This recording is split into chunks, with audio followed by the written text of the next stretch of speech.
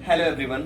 बेटा, इसके पहले जो हम लोग ह्यूमन रिप्रोडक्शन चैप्टर को पढ़ रहे हैं, ह्यूमन रिप्रोडक्शन,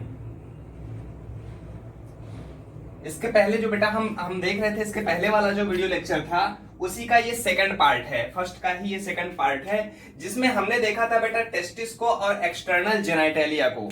वो लंबा होने की वजह से हम उसको वहीं पर रोक दिया था उस वीडियो को। तो टेस्टिस को हम बिल्कुल कंप्लीटली समझ चुके हैं। टेस्टिस में हमने देखा कि टेस्टिस का शेप साइज कैसा होता है, टेस्टिस के अंदर का स्ट्रक्चर कैसा होता है, उसमें कितने टेस्टिकुलर लोब्यूल्स होते हैं, उस टेस्टिकुलर लोब्यूल्स के अंदर कितने सेमाइनिफेरस ट्यूब्यूल्स होते हैं। उस सेमाइनिफेरस ट्यूब्यूल का हमने एक सेक्शन करके भी देखा था। उसके अंदर देखा था कि कौन कौन सी सेल्स पाई जा रही हैं जो स्पर्म को बना रही हैं और जो स्पर्मेटोजेनेसिस करने में हेल्प कर रही हैं। हमने देखा था बेटा क्या, जो सेमाइनिफेरस ट्यूब्यूल्स के अंदर जो सेल्स थी वो दो सेल्स थी। क्या थी वो आपको पता है? सर्टोली सेल्स थी और मेल जर्म सेल्स थी, जिसको हम स्पर्मेटोगोनियम कह रहे थे। ठीक है। और उसके बाहर जहां पर ब्लड वेसल्स थी वहां पर लेडिक सेल्स या इंटरस्टिशियल सेल्स थी। हमने उसको कंप्लीटली समझ लिया है। अब आते हैं बेटा हम लोग एक्सटर्नल जेनाइटेलिया को समझते हैं। एक्सटर्नल जेनाइटेलिया में जो एनसीईआरटी ने फिगर दिया है बेटा, उसको हम यहां पर नहीं बना रहे हैं। हम यहां पर फिगर सिर्फ वो ड्रॉ कर रहे हैं ताकि आपको आसानी से समझ में आ सके। और एनसीईआरटी के फिगर ही इंपॉर्टेंट है, जो हम बना रहे हैं ये इंपॉर्टेंट नहीं है। ये सिर्फ कॉन्सेप्ट क्लियर करने के लिए यहां पर हम आपको बना रहे हैं, ताकि आपको बिल्कुल क्रिस्टल क्लियर कॉन्सेप्ट हो जाए यहां पर। ठीक, आइए देखते हैं। ये बेटा हमने पेनिस का जो होता है, पेनिस का माफ कीजिएगा, यहाँ पर टेस्टिस लिखा हमने, यहाँ पर पेनिस का जो एक्सटर्नल जेनाइटेलिया होता है वो होता है पेनिस। ठीक है ना बेटा, पेनिस होता है वो एक्साइटेबल होता है, वो पैरासिम्पैथेटिक स्टिमुलेशन की वजह से उसमें इरेक्शन और फ्लैसिड की घटनाएं होती हैं। ठीक है बेटा, अब इसमें आप समझिए, देखिए पेनिस के अंदर का स्ट्रक्चर कैसे होता है। पेनिस को हमने ऐसे सेक्शन किया है और उसके ठीक सामने के स्ट्रक्चर को आपको दिखाई दे रहा है। बेटा पेनिस में दो विशेष प्रकार की टिश्यू पाई जाती है, जिसको कहते हैं कार्पोरा कैवर्नोसा तथा कार्पस स्पॉन्जियम। दो प्रकार की टिश्यू पाई जाती है, याद रखना बेटा, कौन कौन सा? कार्पोरा कैवर्नोसा और कार्पस स्पॉन्जियम। ये दोनों टिश्यू बेटा, यही दोनों टिश्यू क्या करती हैं? पेनिस को इरेक्शन करने में हेल्प करती हैं। अब देखिए, जो कार्पोरा कैवर्नोसा होता है ये दो पार्ट में डिवाइड होता है। बीच में यहाँ पर इंटरपेनिस सेप्टम पाया जाता है, यहाँ पर मैंने नोट किया है। और इसी कार्पोरा कैवर्नोसा के अंदर डीप आर्टरी होती है, डीप आर्टरी होती है। इस डीप आर्टरी में बेटा जब स्टिमुलेशन होता है, स्टिमुलेशन बताया कैसा होता है, वो पैरासिम्पैथेटिक होता है। इस स्टिमुलेशन के बाद क्या होता है कि ये स्पॉन्जी टिश्यू तो होती है, यहाँ पर जो ये मैंने बताया कार्पोरा कैवर्नोसा स्पॉन्जी टिश्यू होती हैं, ये फूल जाती हैं धीरे धीरे, फिर ये ऐसे आ जाती है। ठीक है ना, जैसे उसमें ब्लड भरता है वो कुछ इस तरीके से रहती है। जैसे ही उसमें पैरासिम्पैथेटिक स्टिमुलेशन हुआ, डीप आर्टरी में ब्लड का फ्लो बढ़ा, ये ऐसे करके ऐसे फूल जाती है, जिसमें पेनिस में इरेक्शन होता है। ठीक है बेटा, और उसके नीचे की जो टिश्यू होती है कार्पस स्पॉन्जियस, कार्पस स्पॉन्जियम, ये इस बीच में, यहाँ पर इस बीच में थोड़ा सा आगे की ओर यहाँ बढ़ने लगती है, जिससे पेनिस कंप्लीट इरेक्शन हो जाता है और वो सॉलिडिफाई हो जाता है। ठीक है, और यहाँ पर बेटा बीच में जो यहाँ पर एक ट्यूब दिखाई दे रही है, यहाँ पर ये बेटा यूरेथ्रा होता है। यूरेथ्रा भी कॉन्ट्रैक्टाइल होता है और स्पॉन्जी होता है। ठीक है, तो जो यहाँ पर कार्पोरा कैवर्नोसा होता है, इसको कवर करने वाली जो लेयर होती है वो ट्यूनिका एल्बुजिनिया कहलाती है। और जो कार्पस स्पॉन्जियम को जो कवर करती है उसको ट्यूनिका, माफ कीजिएगा, उसको कार्पोरा ट्यूनिका स्पॉन्जिया कहते हैं। फिर से सुन लीजिए बेटा, जो कार्पोरा कैवर्नोसा को कवर करती है उसको पूरा नाम लिख लीजिएगा, यहाँ पर कार्पोरा ट्यूनिका एल्बुजिनिया कहते हैं। और जो कार्पस स्पॉन्जियम को जो कवर करती है उसको कार्पस ट्यूनिका एल्बुजिनिया कहते हैं। ठीक है बेटा, यानी यहाँ पर पेनिस का सेक्शन करके आपको उसके इंटरनल स्ट्रक्चर को समझा दिया, जो कि क्या है बेटा, वो एक्सटर्नल जेनाइटेलिया का सेक्शन था। अब एक्सटर्नल जेनाइटेलिया में कई सारे और पार्ट होते हैं, जो मैंने यहाँ पर हमने एक बेसिक सा डायग्राम बनाया है, जिसमें आप एक्सेसरी डक्ट को भी इसमें हमने मेंशन करने का पूरा प्रयास किया है। अब आप इसको समझिए बेटा, क्या होता है, ये है टेस्टिस, यहां पर क्या हुआ, यहां पर हुआ बेटा स्पर्मेटोजेनेसिस हुआ, ठीक है। स्पर्मेटोजेनेसिस कहां होता है वो आपको पता है कि टेस्टिस के अंदर होता है।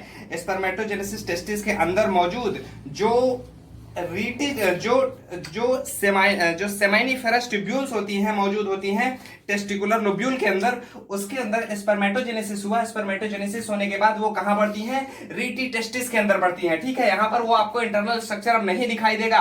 इसके पहले वाले जो फर्स्ट पार्ट था इस वीडियो का, उसमें हम बनाकर दिखा चुके हैं बेटा। क्या हुआ, सेमिनिफेरस ट्यूब्यूल्स में से स्पर्म का फॉर्मेशन हुआ, वहां से वो आगे बढ़ा, रीटी टेस्टिस में आया, रीटी टेस्टिस से फिर कहां बढ़ा बेटा, वो आया कहां पर, वो आया वास इफरेंस में आया। वास इफरेंस में आने के बाद बेटा कहां जाएगा बेटा, फिर एपिडिडाइमिस में आया। यहां पर वो तीन चीजें आपको नहीं दिखाई दे रही, क्या क्या नहीं दिखाई दे रही हैं, रीटी टेस्टिस नहीं दिखाई दे रही हैं, वास इफरेंस नहीं दिखाई दे रही हैं, और एपिडिडाइमिस नहीं दिखाई दे रही हैं। तीन चीजें नहीं दिखाई दे रही। और एपिडिडाइमिस से जब आगे बढ़ता है तो जो पहली डक्ट दिखाई देती है यहां पर, वो होती है वास डिफरेंस, ठीक है, वास डिफरेंस। अब वास डिफरेंस से यहां पर वो स्पर्म जो आगे बढ़ रहा है, अब वो मोटाइल हो चुका है इस पर एपिडिडाइमिस के अंदर। जैसे ही वो आगे यहां पर आता है तो सबसे पहली ग्लैंड से इसका सामना होता है, जो होती है बेटा, जो जिसे मैंने शॉर्ट में एसवी लिखा है, इसको सेमाइनल वेसाइकल्स कहते हैं, ठीक है। ये यहां पर जो एसवी है सेमाइनल वेसाइकल है बेटा, ठीक है ना। ये सेमाइनल वेसाइकल पहली एक्सेसरी डक्ट्स में आती है, ठीक है ना। यहां पर ये सेमाइनल वेसाइकल बेटा एक पेयर्ड ग्लैंड मानी जाती है, ठीक है ना, जिसे मैंने पहले ही वीडियो में आपको बता चुका हूं कि कौन सा पेयर्ड है कौन सा अनपेयर्ड है। सेमाइनल वेसाइकल्स जैसे एक तरफ यहां पर एक ही दिखाई दे रही है, इसके जस्ट अपोजिट साइड में दूसरी सेमाइनल वेसाइकल्स होंगी, ठीक है। इस सेमाइनल वेसाइकल से जो सिक्रीशन होता है बेटा, उस सिक्रीशन को हम यहां पर अभी नोट कर देंगे, क्या क्या सिक्रीशन होता है। एक काम करते हैं बेटा, इसको मिटा करके इसको यहीं पर नोट कर देते हैं, इसी में आपको इसमें में क्लियर करते हुए चलते हैं। तब तक आप इसको जो है इस डायग्राम को आप नोट कर चुके होंगे। इसको हम मिटाते हैं, इस वाले हिस्से को।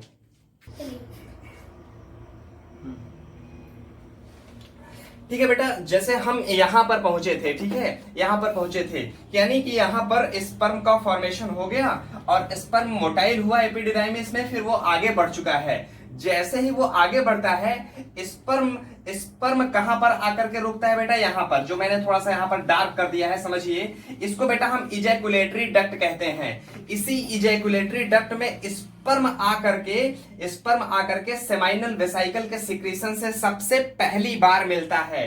यानी आप ऐसे डायरेक्ट समझिए बेटा कि वासा एफरेंसिया कहां पर खुल रहा है, इजैकुलेटरी डक्ट में खुल रहा है। सेमाइनल वेसाइकल्स कहां पर ओपन हो रही है, ये भी इजैकुलेटरी डक्ट में ओपन हो रही है। यहीं पर जब स्पर्म पहुंचा इजैकुलेटरी डक्ट में और सेमाइनल वेसाइकल्स का सिक्रीशन यहां पर पहुंचता है, तो अब सेमाइनल वेसाइकल क्या सिक्रीट करता है, इस चीज को भी समझ लीजिए, जो कि एक पेयर्ड ग्लैंड होती है और बहुत ही इंपॉर्टेंट ग्लैंड होती है। सेमाइनल वेसाइकल्स बेटा लाइट येलोविश कलर का सिक्रीशन करती है, जिसका मीडियम एल्केलाइन होता है। बात को समझिएगा बेटा, यहां पर लाइट येलोविश कलर का सिक्रीशन और एल्कलाइन होता है, ठीक है, जिसमें 60% टोटल सीमेन का हिस्सा अकेले ही सेमाइनल वेसाइकल से ही सिक्रीट करती है।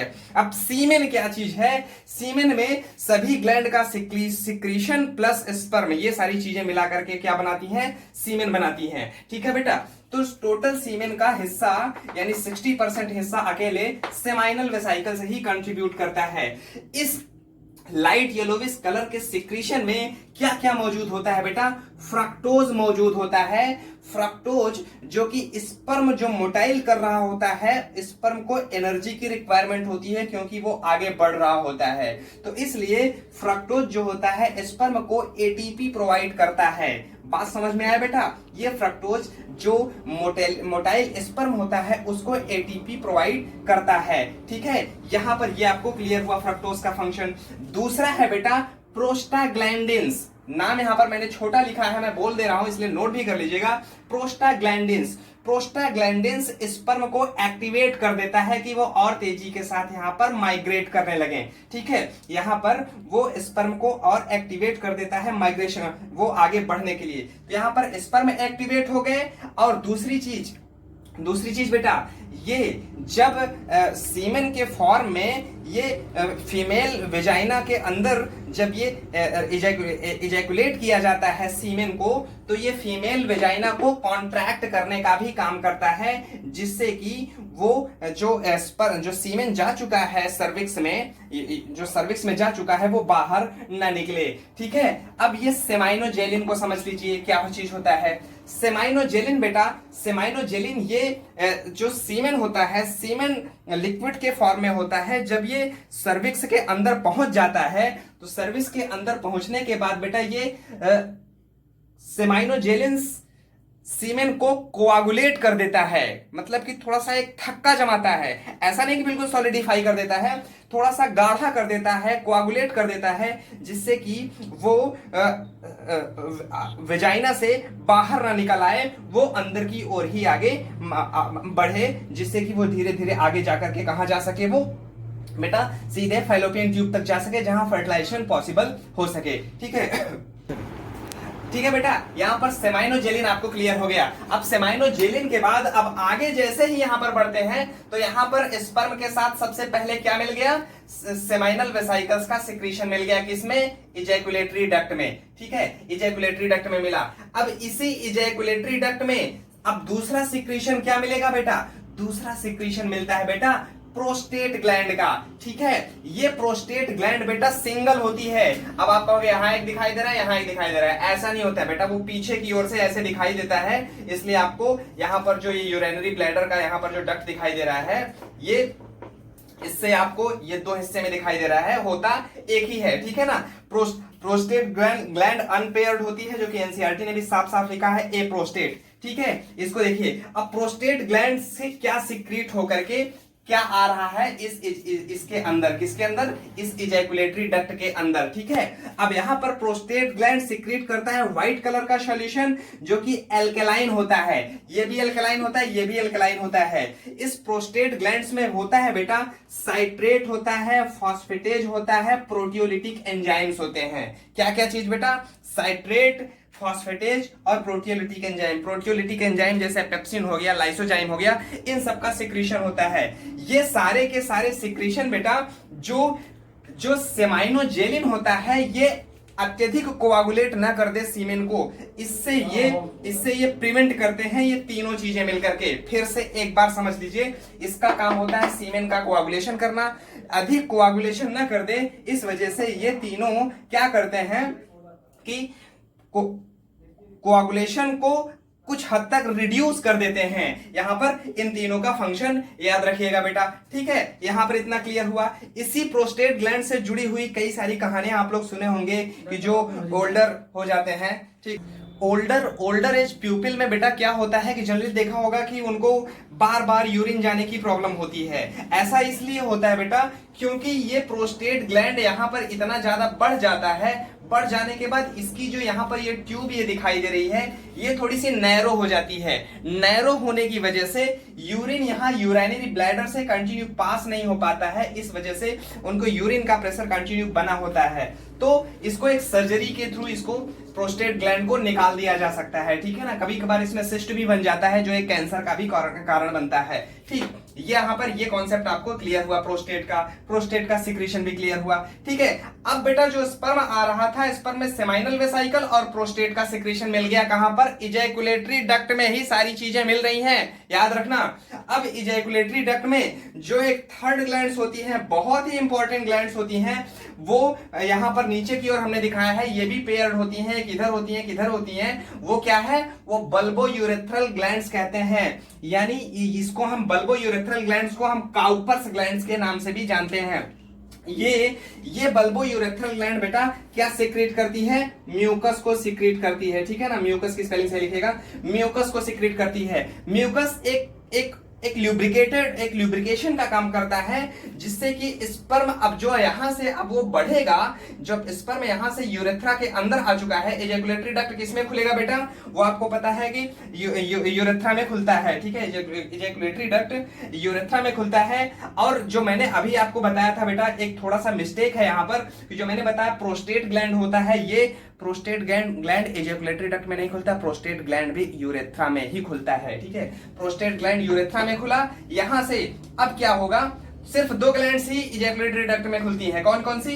एक है बेटा क्या, बल्बो यूरेथ्रल ग्लैंड, एक है सेमाइनल वेसाइकस। 2 ही इजैकुलेटरी डक्ट में खुलती हैं और प्रोस्टेट यूरेथ्रा में ओपन होता है। अब यहां से जो म्यूकस होता है, म्यूकस जब स्पर्म यहां से आगे की ओर बढ़ रहा होता है, तो ये म्यूकस एक ल्यूब्रिकेशन का काम कर देता है बेटा। ल्यूब्रिकेशन एक चिकनाई युक्त कर देता है, जिससे स्पर्म डैमेज ना हो, उसमें आसानी से वो आगे की ओर बढ़ सके, ठीक है बेटा। यहां पर इतनी चीजें यहां तक आपको पूरा का पूरा क्लियर हो गया होगा, ठीक। यहां से ये वाला कॉन्सेप्ट को आप बिल्कुल याद रखिएगा बेटा, रिवाइज करके आप वीडियो को देख लीजिएगा, आप इसमें भूलना नहीं है बेटा, ठीक है। इसमें सिक्रीशन क्या क्या होता है, इनका फंक्शन क्या क्या होता है, इसको भी याद रखिएगा। अब आगे बढ़ते हैं। ये यूरेथ्रा बेटा आगे की ओर आता है, ठीक है। यूरेथ्रा आगे की ओर आता है, आकर के लास्ट में एक माइन्यूट ओपनिंग पोर से, ठीक है ना, एक ओपनिंग पोर से खुलता है, जिसे बेटा हम यूरेथ्रल मीटस या फिर यूरेथ्रल ऑरिफिस कहते हैं, ठीक है। यहां से ये यूरेथ्रल मीटस या ऑरिफिस से खुलता है, जिससे स्पर्म ये बेटा जो ट्यूब होती है ना, ये बेटा कॉन्ट्रैक्टाइल होती है। कॉन्ट्रैक्टाइल होने की वजह से ये स्पर्म को फोर्सफुली फीमेल वेजाइना के अंदर रिलीज करने का काम करता है, ठीक है ना। जैसे स्पर्म फोर्सफुली रिलीज होता है और ब्लड का सर्कुलेशन स्लो डाउन पड़ जाता है, जो नर्वस स्टिमुलेशन हो रहा होता है वो भी बंद हो जाता है, और क्या होता है, पेनिस फ्लैसिड हो जाता है, ठीक है बेटा। यहां पर ये क्लियर हुआ। अब जो पेनिस का यहां पर जो अगला हिस्सा होता है, अग्रभाग होता है, वो एक स्किन से कवर्ड होती है। उस स्किन को बेटा हम फोर स्किन कहते हैं, या कभी कभार आप परफ्यूज नाम भी सुन सकते हैं, ठीक है ना, परफ्यूज इसे कहते हैं। इस फोर स्किन जो होता है, जो पेनिस का पार्ट होता है, पेनिस का जो फर्स्ट ये अगला पार्ट होता है, यहाँ पर जो इसका अग्रभाग होता है, इसको बेटा ग्लांस पेनिस कहते हैं। इसके अंदर यहाँ पर वो रेड कलर का ग्लांस पेनिस होता है। इस ग्लांस पेनिस को ये फोर स्किन या परफ्यूज कवर करने का काम करता है, ठीक है ना। कई सारी कम्युनिटी में, जैसे ज्यूस में, मुस्लिम्स में, ये क्या होता है, इस फोर स्किन को कट करके निकाल दिया जाता है। इसको कट करके निकाल दिया जाता है, जिसमें सिर्फ और सिर्फ ग्लांस पेनिस ही क्लियर साफ रहता है। और इस ग्लांस पेनिस पर बेटा सेबेसियस ग्लैंड्स होती हैं। ये सेबेसियस ग्लैंड एक सिक्रीशन करती हैं, उनको हम मैग्मा कहते हैं बेटा, ठीक है ना। ये मैग्मा कभी कभार यहाँ पर इन्फेक्शन का भी कारण बनता है। लेकिन जो मैंने कहा कि कुछ कम्युनिटी में इस फोर स्किन को, जो बेटा मैं बता रहा हूं कि जो परफ्यूज होता है, ये परफ्यूज जिसे फोर स्किन कहते हैं, यही फोर स्किन जो कुछ कम्युनिटी जो मैंने बताया अभी, कुछ कम्युनिटी में इस परफ्यूज को कट करके निकाल दिया जाता है, जिसको हम सर्कमसीजर कहते हैं, ठीक है बेटा। इस सर्कमसीजर होने की वजह से जो मैग्मा का सीक्रेट होता है, इसमें इन्फेक्शन के खतरे की चांसेस कम हो जाते हैं, ठीक। यहां पर ये हिस्सा आपको बिल्कुल क्लियर हो गया, ठीक है। अब यहां पर एक जो सबसे इंपॉर्टेंट एक फ्लो होता है, फ्लो डायग्राम होता है बेटा, वो आप समझ लीजिए 2-3 बार एग्जाम में आ गया है कि स्पर्मेटोजेनेसिस का पाथवे, माफ कीजिएगा, स्पर्म के सिक्रीशन का पाथवे क्या होता है। अब आपको पता है स्पर्म कहां पर बनेगा, टेस्टिस के अंदर बना, ठीक है ना। टेस्टिस के अंदर क्या होगा बेटा, क्या होता है आप बताओ जल्दी से, होता है बेटा क्या, टेस्टिकुलर लोब्यूल्स होते हैं, ठीक है ना। टेस्टिकुलर लोब्यूल्स होते हैं, लोब्यूल्स, ठीक, टेस्टिकुलर लोब्यूल्स। टेस्टिकुलर लोब्यूल्स के अंदर क्या होते हैं, ये कितने होते हैं बेटा, 250 होते हैं, 250, 250। और उस टेस्टिकुलर लोब्यूल्स के अंदर 1 से 3 सेमिनीफेरस ट्यूब्यूल्स होते हैं, सेमाइनीफेरस ट्यूब्यूल्स होते हैं, ठीक है, ट्यूब्यूल्स होते हैं। इस सेमाइनीफेरस ट्यूब्यूल्स के अंदर क्या होगा बेटा, स्पर्म का फॉर्मेशन होगा, ठीक है ना, स्पर्म का फॉर्मेशन होगा। अब इसी स्पर्म का फॉर्मेशन जब हो गया तो वो कैसे आगे बढ़ेगा, ठीक है। इसको हम थोड़ा सा मिटाते हैं बेटा, होप नोट कर लिए होंगे आप, ठीक। अब यहां पर स्पर्म बना, स्पर्म सबसे पहले कहां आया बेटा, आप बताओ जल्दी से, आप सबसे पहले कहां आया, रीटी टेस्टिस में आया, रीटी टेस्टिस, यहीं से आपको याद रखना है बेटा, ठीक है ना, वो तो आपको मैंने समझने के लिए बताया, ठीक है, यहीं से आपको याद रखना है, यहीं से एग्जाम में पूछता है। रीटी टेस्टिस से किसमें जाता है बेटा, रीटी टेस्टिस से वो आगे बढ़ता है वासा इफ्रेंसिया, ठीक है ना, इफ्रेंसिया, वासा इफ्रेंसिया, ठीक है ना बेटा, वासा इफ्रेंसिया, स्पेलिंग करेक्ट लिखना बेटा आप लोग, ठीक है ना। वासा इफ्रेंसिया से फिर वो आगे बढ़ता है, कहां पर पहुंचता है बेटा, एपिडिडाइमिस में पहुंचता है, ठीक है ना, एपिडिडाइमिस में पहुंचा। अब एपिडिडाइमिस में क्या होगा, स्टोर होता है, आपको पता है कि यहाँ पर जो माइक्रोविलाई होती हैं, ठीक है ना, ये सारी चीजें हम अगले वीडियो में बता चुके हैं। एपिडिडाइमिस के अंदर गया, एपिडिडाइमिस से फिर कहां आया, इस ट्यूब में आ जाएगा, ठीक है ना, एपिडिडाइमिस से इस ट्यूब में आया, जिसे क्या कहते हैं, वास डिफरेंस कहते हैं, वास डिफरेंस कहते हैं। वास डिफरेंस से कहां पहुंचा बेटा, इजैकुलेटरी डक्ट में पहुंचता है, ठीक है ना, इजैकुलेटरी डक्ट में पहुंचता है।